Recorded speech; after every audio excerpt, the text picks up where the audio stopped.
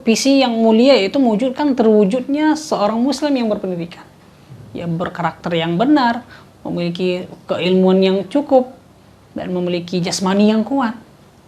Ya, jadi itu semua bisa diharapkan dan bisa dicapai dengan program pesantren yang diadakan dan yang sudah ada di mana-mana di negara kita yang tercinta ini.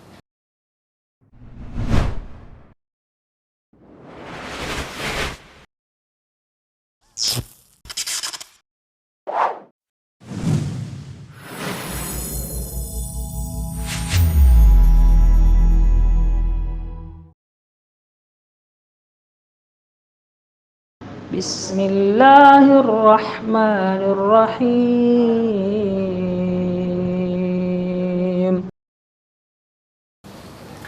Assalamualaikum Sohib Yoah.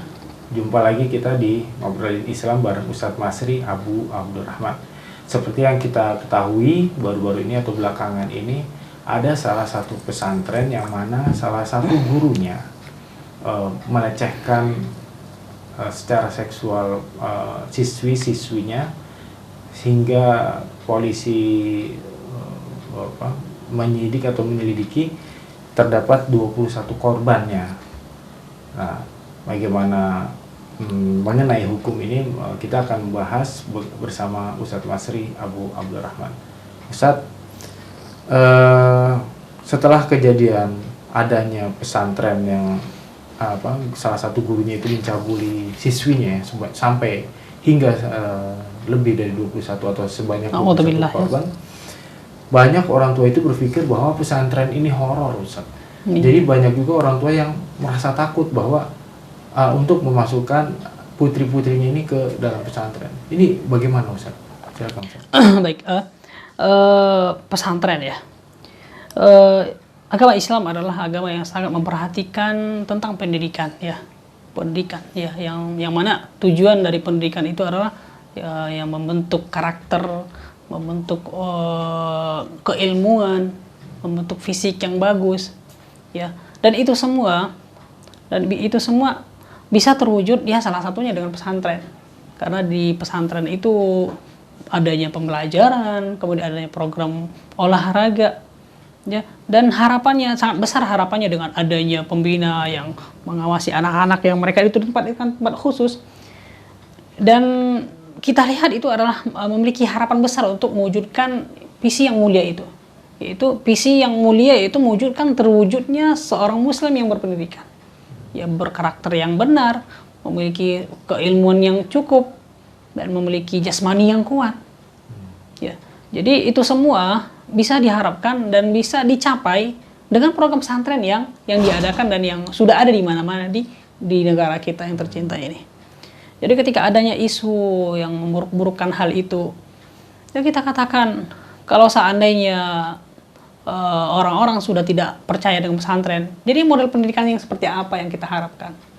Ya model pesantren saja yang di situ anak-anak di setiap hari digembleng, membaca Al-Quran, dikasih nasihat dengan program-program yang Masya Allah begitu.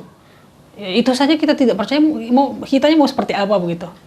Ya, adapun dengan kejadian adanya satu kejadian ini, dan memang kejadian ini ya adalah, jadi kejadian ini terjadi di pesantren yang tentunya banyak ya problematika pesantren ya, dan itu janganlah membuat kita merasa tidak percaya lagi dengan pesantren, karena ya insya Allah ta'ala pesantren-pesantren yang berpemahaman yang benar, mempelajari agama Islam yang baik, yang sesuai dengan pemahaman para sahabat salaful ummah, insya Allah dengan itu kita ya memiliki harapan yang besar untuk mencapai yang namanya terwujudnya pendidikan yang baik. Jadi pesantren itu sebenarnya sumber dari ilmu agama, Ustaz ya. Sumber ilmu dari agama Islam, di mana memang santri-santrinya itu dididik, digembleng itu untuk hafal Quran, hafal hadis dan lain-lain. Berarti dengan adanya kejadian kasus pencabulan ini itu tidak bisa mengeneralisir sebenarnya, Ustaz ya. Tentunya bahwa pesantren itu buruk gitu ya. Iya. Ya juga kita tidak menafikan nih bahwasanya banyak orang-orang berhasil, orang-orang sukses yang ada di negara itu, di negara kita ini, itu mereka adalah para yang dulunya adalah para santri-santri yang mondok di pesantren, banyak sekali kita tidak menafikan ya menteri agama kita, Ya. orang-orang yang memiliki kedudukan di negara kita, orang-orang yang disegani di sesepuh-sesepuh kita. Mereka dulu adalah para santri yang nyantri, yang mondok di pesantren. Jangan gara-gara kejadian ini kita langsung memberikan label pesantren nggak baik, mendingan nggak usah di pesantren. Nah, jadi ini tidak benar tentunya. Jadi memang oknum ini memang dia mungkin berpemahaman tuh di luar Islam oleh saya, karena di salah satu santri itu pun ada yang sampai 2 kali hamil Ustaz, tapi tetap masuk ke dalam pesantren itu. Nah, jadi memang tidak, justru mungkin para sahib doa harus berhati-hati untuk mencari atau memasukkan anak-anaknya ke dalam pesantren misalnya. Ya, dalam hal ini ya kita tentunya harus selektif dalam memilih pesantren yang benar ya, pesantren yang sudah terakui, pesantren yang penanggung jawabnya adalah ustadz-ustadz yang sudah amanah dalam hal itu. Berarti sudah terbukti benar gitu. Jadi demikian Sohib POA pembahasan kita mengenai pesantren yang seharusnya pesantren ini menjadi sumber ilmu bagi anak-anak kita, bagi cucu-cucu kita nanti ke depannya. Jangan sampai karena salah satu pesantren yang melakukan tindak pencabulan oleh salah satu gurunya menjadikan semua pesantren itu terimage atau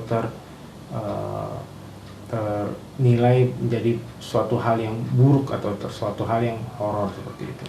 Baik Ustaz, ada nasihat untuk sahib-sahib POA? Ya baik, kaum muslimin yang semoga dirahmati Allah Subhanahu wa taala. Ya, bahwasanya pendidikan adalah kewajiban yang diembankan kepada pundak seorang bapak ya, orang tua. Jadi sebenarnya tidak mesti pesantren ya.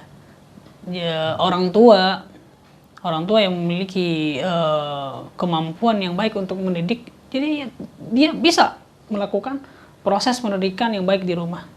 Akan tapi kita sama-sama tahu ya, keadaan orang tua yang berbeda-beda, yang memiliki latar belakang pendidikan yang berbeda-beda, sehingga mereka akan mencari jasa ya, supaya mendidik anak-anak mereka menjadi seorang muslim yang memiliki karakter muslim, ya, memiliki karakter yang sesuai dengan pemahaman Islam. Jadi kita katakan bahwasanya sampai saat ini program pesantren adalah program yang baik untuk mendidik anak-anak generasi muslim ke depannya. Demikian Sahib POA pembahasan kita mengenai pesantren. Jangan lupa untuk dibantu share, like, dan di subscribe channel YOA TV ini agar dakwah kita terus berlanjut. Ditutup Ustaz. Baik, kita tutup kaum muslimin yang semoga dirahmati Allah Subhanahu wa taala. Wallahu taala a'lam bishawab. Sallallahu ala nabiyina Muhammad wa ala alihi wasahbihi ajma'in. Subhanakallahumma wa bihamdika asyhadu an la ilaha illa anta astaghfiruka wa atubu ilaik. Assalamualaikum warahmatullahi wabarakatuh.